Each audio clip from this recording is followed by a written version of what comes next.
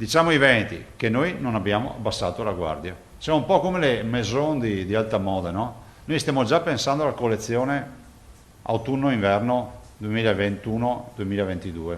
Se lo leggete con quella visione capite che non stiamo celebrando la festa della liberazione, ma stiamo schierando tutta l'artiglieria in caso di... Nessun allentamento sul fronte della prevenzione e della lotta al virus. Questo è il principio ispiratore del nuovo piano di sanità pubblica del Veneto, il quarto in 15 mesi di pandemia. Quindi avanti tutta con i vaccini, ma altrettanta attenzione va al tracciamento delle positività e al sequenziamento, con la quarantena che resta a 10 giorni. In tutti i casi in cui ci sia il sospetto di un caso legato a variante deve essere fatto il sequenziamento. In quel caso la quarantena va valutata anche nei contatti a basso rischio. Non a caso il nuovo piano fissa un numero minimo di tamponi al giorno, almeno 150 su 100.000 abitanti, da effettuare non solo nel caso di sintomi ma anche su campione, magari in azienda o nel corso di eventi, con la Regione pronta a introdurre i test antigenici rapidi in autosomministrazione, recentemente approvati a livello europeo. In occasione di eventi, in occasione di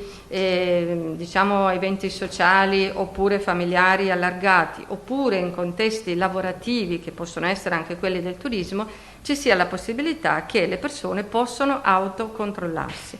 E quindi vorremmo portare avanti una sorta di progetto pilota. Tamponi regolari e cadenzati continueranno a essere somministrati al personale sanitario e delle case di riposo ogni 30 giorni per i soggetti vaccinati, ogni 7 per chi non lo è. Capitolo collegato, quello delle visite in ospedale. A giorni arriveranno le nuove linee guida, anche qui i tamponi faranno la differenza. Di certo, ha anticipato Zaia, si andrà verso un superamento degli attuali tempi di visita. 15 minuti non è una visita. È una telefonata. Quanto alle case di riposo, le linee guida ci sono già, ma spesso non vengono rispettate. Un monitoraggio capillare è in corso. Per quelle strutture che abbiamo visto o vedremo che non applicano, ci sarà un richiamo, una lettera nostra in cui diciamo applicate le linee guida che sono state emanate con ordinanza del Ministero. Nel piano vengono poi inserite le modalità per la riapertura in sicurezza sia dei centri diurni anziani per non autosufficienti, che dovranno riaprire tutti, sia dei CEOD disabili, un passo atteso verso la normalità anche per le fasce più fragili e le loro famiglie.